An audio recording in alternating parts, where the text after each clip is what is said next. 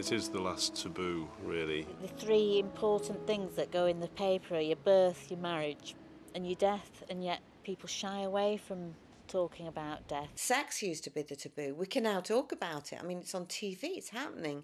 So maybe we can have conversations about death as well. A lot of people don't like to think about dying.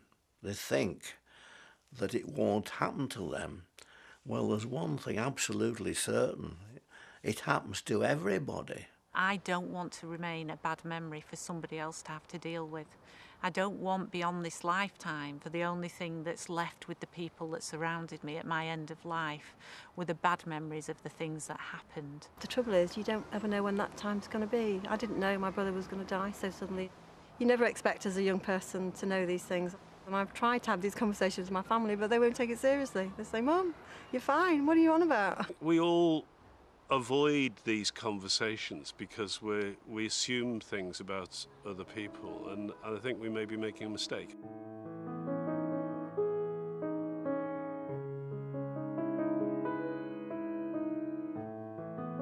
My father was taken into hospital after a heart attack, and I know for a fact that I don't think he would have wanted the treatment that he received. But by then it was too late and we couldn't do anything about it. We knew if Mum became ill, we wouldn't want to do that again. You don't make the same mistake twice. We wanted to record Mum's wishes if she became too ill to let us know what she wanted. So as I say, it was discussed, my sister and Mum, we all discussed it, and it's been recorded now so that we know for our own peace of mind exactly what treatment she wants and where she wants that treatment to be done.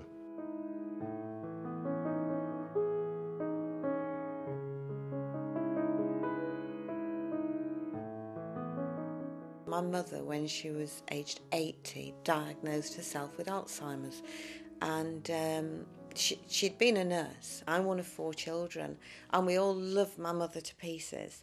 But I bet that each one of us would have a different story to tell you about how we felt about my mother's end-of-life care. I would say we were all eternally grateful for the good things that happened to her when she was in the care home.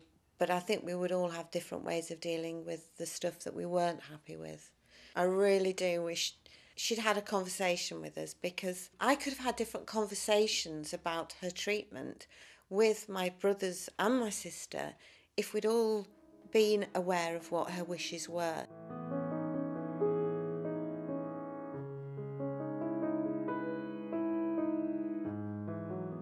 I haven't had that much experience with illness and bereavement, etc. before my mother was ill. When Mum first became very ill, I asked the Macmillan nurse what the best way of telling Emily was and discussing everything with her. And she said that the more she was involved with everything, absolutely everything, the easier it would be as the cancer progressed and as things began to happen.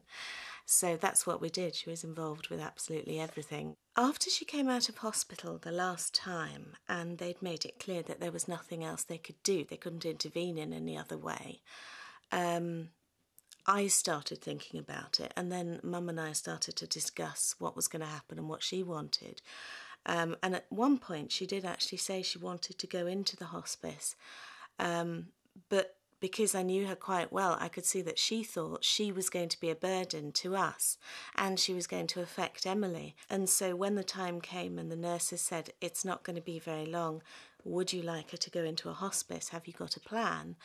I said no, because I wanted her to have everything around her. And I also thought it was important for Emily not to just see Granny go away and then not come back, but actually to see that it was part of life, if you like. Once I got a face mask and I put one on Granny, and she was being funny and she was like that. And if she was in hospital, we wouldn't be able to do that. So we loved it being here with her. On the day that she died, when Emily got up to go and have a drink with Mum in her room, Mum had obviously been waiting for her, and she opened her eyes and Emily went and took her hand and then she died. And it was You know, it was horrible, but it was lovely, if that makes any sense.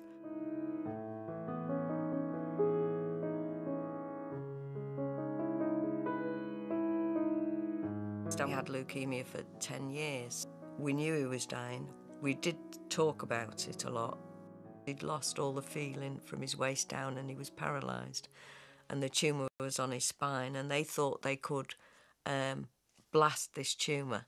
I stayed with him 24/7, and it was awful when he was having that done, but he went through it. And in fact, he was so poorly, he couldn't speak. And he wrote on a piece of paper, which I've still got, he said, and he put on it, I'm doing this for you, Annie. Stan said to me after he'd been through this, he said, Annie, I don't want any more treatment. I've had enough. But he said, I'm putting my trust in you. You tell them. You look after me. Which was very hard at the time, because I didn't want him to die, and I didn't want him to stop having medication or treatment, but that was his decision, and I had to respect that. And I just looked at the doctor, I said, no more treatment.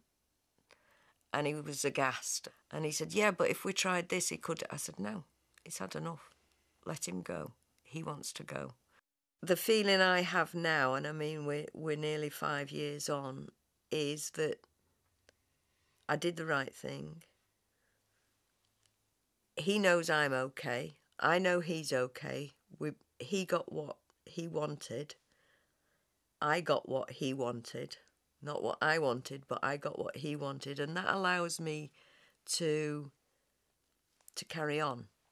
A different life. It's not what you want, but no regrets. And you do move forward.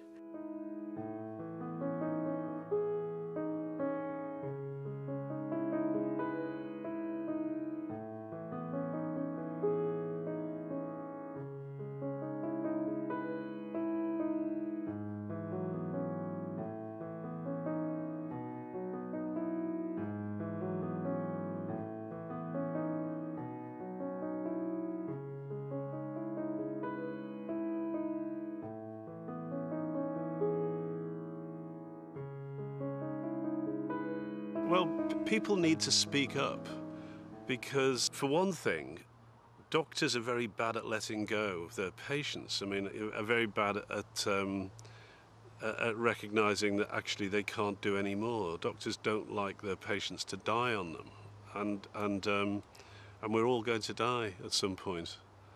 And just that switch over from saving life to managing death is something which we haven't been very good at training doctors and nurses about.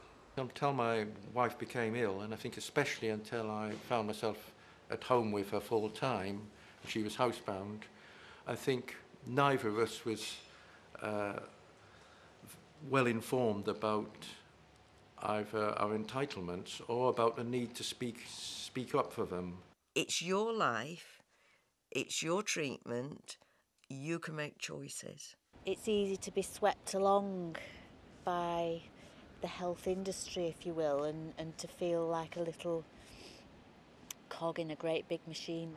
When I got my own diagnosis, I thought I've got to control this as much as I can for myself and get the doctors and the medical system to work for me, and I'll be the one that makes the decisions and it'll be my experience. I'm a baby boomer as well, you know, we're a crazy crowd. I mean, the baby boomers don't accept orthodoxy, challenge everything that's happened. We won't be accepting that you have to automatically put up with what's happened forever, but we'll have a choice about it.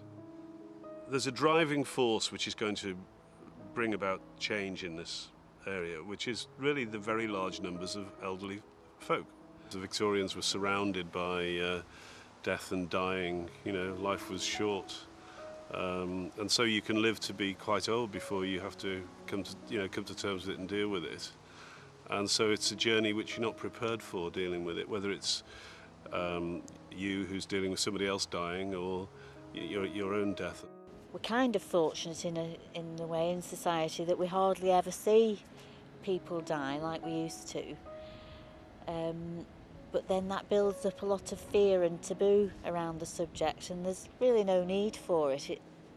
We're none of us going to get out of here alive.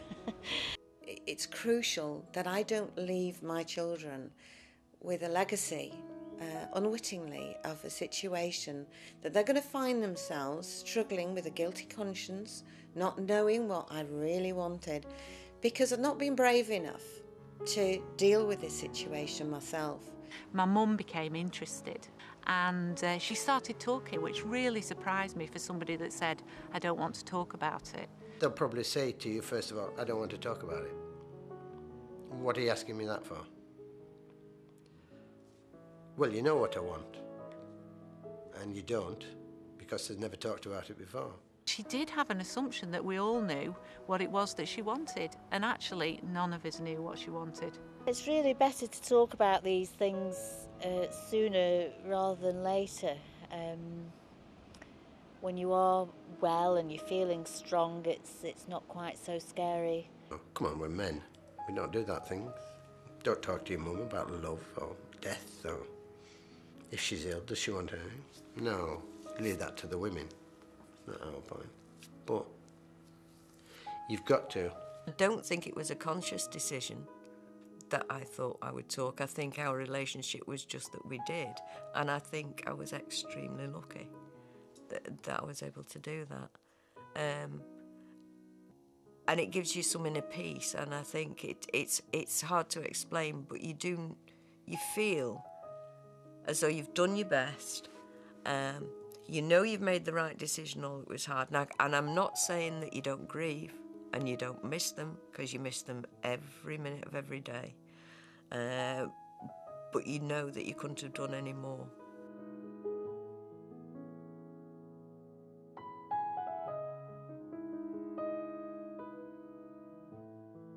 You have that conversation, and it is a conversation for life, because you go on and have your life.